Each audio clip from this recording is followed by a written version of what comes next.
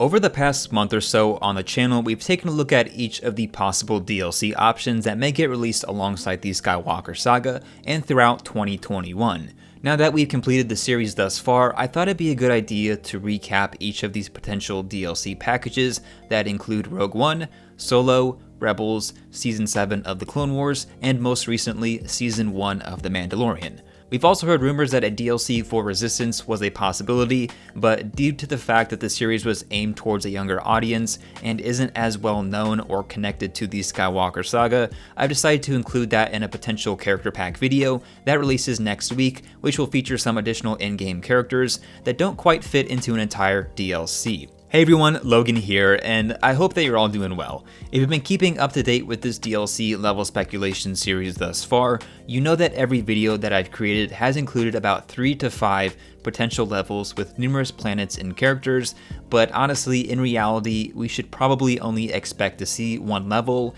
and one additional planet included with each DLC or future expansion. For the purposes of this video, I'm going to be just doing that and breaking down each DLC into one potential planet and level that would best summarize the entire anthology film or series as best as possible. In terms of how many new or additional characters we could expect to see in each DLC is very unpredictable, but since this is just speculation, I'm going to show all of the character packs and images that I've created for each level thus far. Before we get into the first DLC featuring Rogue One, I wanted to state that all comments and opinions reflected in this video come solely from myself. This video is pure speculation and does not reflect any thoughts or comments previously expressed by the game's developers, TT Games. The following level layouts more than likely not directly reflect what we will see in the actual game, but I make these videos regarding what we could see once the game is released. I should also note that each of these levels will probably be shorter in length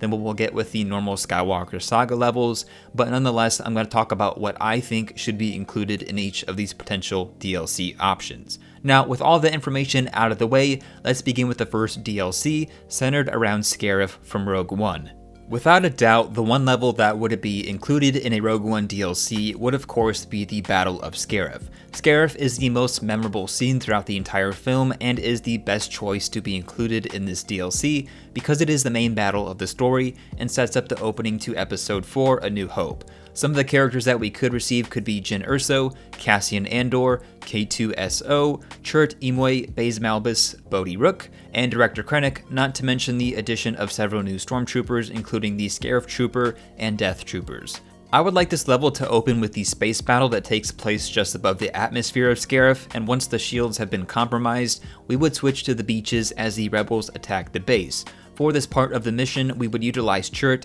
Baze, and Bodhi as we destroy several AT-ACTs and allow communications to the rebels. The second part of this level would include infiltrating the command center as Jyn, Cassian, and K2SO as we intercept the plans to the Death Star. The boss of this level would be Director Krennic as we face off against him on the top of the tower. After defeating him, we're able to upload the plans to the Tantive 4 and the level ends. Now, another possibility to end this level or a potential bonus level would include playing as Darth Vader on the Tantive 4, plowing down a wave of rebels during the infamous hallway scene. The ideal ending for myself would be when Vader looks out into the distance as the rebels jump to hyperspace, just moments before the events of Episode 4, A New Hope begin. The second DLC we took a look at was Solo, which I believe was a good Star Wars movie, but since it released so close to The Last Jedi, a highly divisive film, it kept many Star Wars fans from going to the theaters to see it, not to mention that many people couldn't accept someone other than Harrison Ford embodying the role of Han Solo. Nonetheless, this DLC would focus around Kessel in a 2-part level design similar to Rogue One, where we infiltrate the spice mines and then attempt our escape through the Kessel Run. Not only would this DLC include a new skin for the Millennium Falcon, but it would also give us new characters such as a young Han Solo, Chewbacca, Kira, Lando Calrissian, and hopefully the addition of L3. There's a couple more characters that I could see being introduced, such as Dryden Voss, Beckett, and Darth Maul, but we'll talk about that in a minute. After landing on the mining planet of Kessel, the level begins after Kira, Beckett, and L3 have initiated the revolt of the prisoners against the Pikes and other slave enforcers. For the beginning of this level, we'd have to push the cart of coaxium through the tunnels while defeating enemies. Once outside, we can switch to any of the other characters as we defend the shipment from enemies for a certain amount of time and take out any cannons that fire upon us. Once the shipment has reached the Falcon, we board it and head through the Kessel Run, avoiding TIE fighters and the giant creature blocking the path. After jumping to lightspeed, we crash land on the planet of Savarine, and the level ends with a cutscene of Han hugging Lando. Now, we could also expect to see the fight against Dryden and Beckett in this level, which may ultimately make it too long and complex for a DLC, but if you're interested in hearing how that fight might play out, I'll have a link to the Solo DLC video in the top right of the screen. After Solo, the regular anthology films have been completed, so the next DLCs would focus on Star Wars series, which makes it harder to pinpoint one specific level that could summarize the entire story or focus on one storyline that best describes the series. In the regular video for Rebels, I focused a lot on Season 2 as it included numerous encounters between the group, Ahsoka, Inquisitors, and Darth Vader, so for the purposes of this video, I'm going to choose the scene at the Jedi Temple on Lothal, where the group encounters not only the Inquisitors, but also Darth Maul. This DLC would introduce the Ghost into the game, but would be unavailable during the level I have chosen.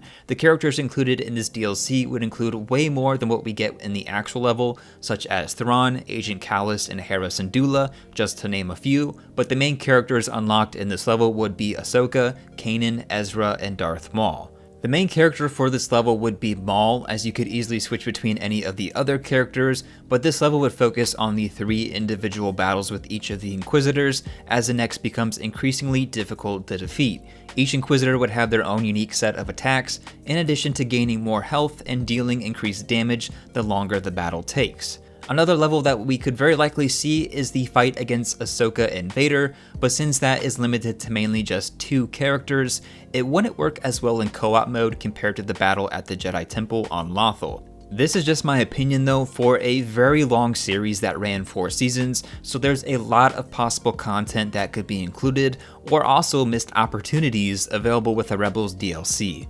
Unsurprisingly on this list would be Season 7 of the Clone Wars, and since LEGO has recently produced a few new sets surrounding this series, not to mention the new designs for Ahsoka, the 501st and 332nd Legions, I think it's safe to say that they'll be included in the Skywalker Saga in some way, hopefully though through a DLC. If you watched my Clone Wars speculation video, you'll know that I think TT Games has a lot of opportunity and potential to release an entirely new Clone Wars game in the future, but for the purposes of this DLC, they should focus solely on the Battle of Mandalore, as the events of Order 66 occur later on, being an excellent way to tie this DLC into Episode 3. This expansion would include no new vehicles, but would focus more on the characters such as Ahsoka, Captain Rex, Darth Maul, and the 332nd Trooper. There's always a possibility for the inclusion of Death Watch and Bo-Katan, although they don't really seem as likely as the other selections for this specific DLC.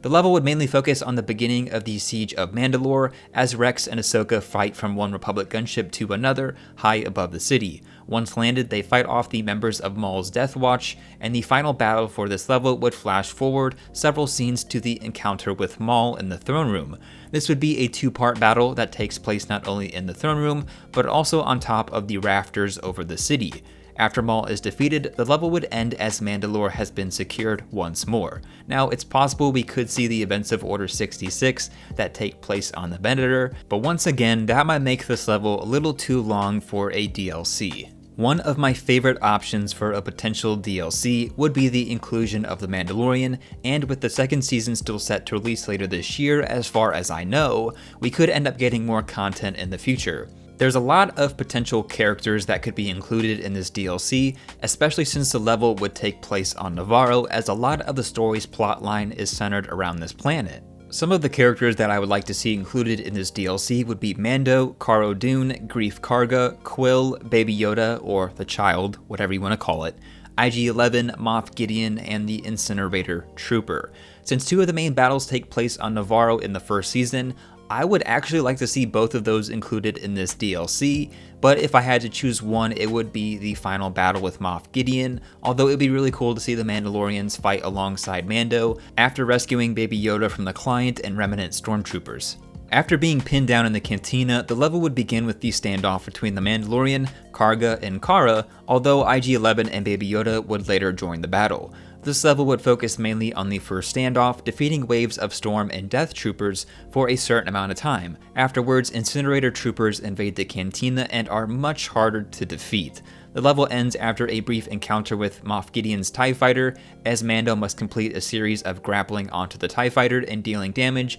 until the fighter flies out of control and crashes. The DLC would end with Gideon exiting the fighter with the Dark Saber. Now, I mentioned this in the DLC video for The Mandalorian, but if he weren't to receive a DLC for this series, I honestly think the best way to introduce The Mandalorian into the Skywalker Saga would be through the bounty hunter missions, with the final mission being that to capture Baby Yoda, which would be the ultimate final bounty and unlockable character through gameplay. This way we could continue to play with The Mandalorian for many more missions than we would originally get with this expandable content. Now, with that said, that's going to wrap up this potential DLC recap video, and I want to thank everyone who's been staying up to date and watching all of these speculation videos. I'm very curious to see what additional content the Skywalker Saga will have throughout the entire lifetime and course of the game, so like I mentioned previously, I'm hoping to see some more additions towards the end of this year and all throughout 2021, especially if we get the addition of a multiplayer mode. Of course, it'll probably be a while until we find out some more solid information about all of the DLCs that the Skywalker Saga will offer, so these were just my own personal thoughts and desires alongside some potential speculation. Let me know down below in the comments if I happen to miss anything important that you believe should have been included throughout any of the DLCs mentioned in this video. Also, if you're interested in staying up to date with everything related to the Skywalker Saga, please be sure to subscribe to the channel. Thanks again for watching everyone, hope you all have a great day, and I'll see you in the next video.